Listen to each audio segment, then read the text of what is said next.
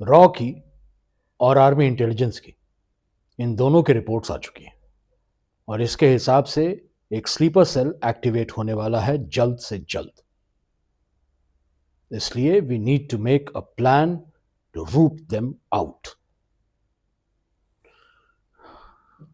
As a home minister मेरे हाथ बंधे हुए हैं, मैं फॉरेन पॉलिसी में कोई दखल नहीं दे सकता, लेकिन अगर आतंकवादी इस देश की सीमा के अंदर आ गए तो फिर वो मेरा हेडेक है और मैं उनका हेडेक।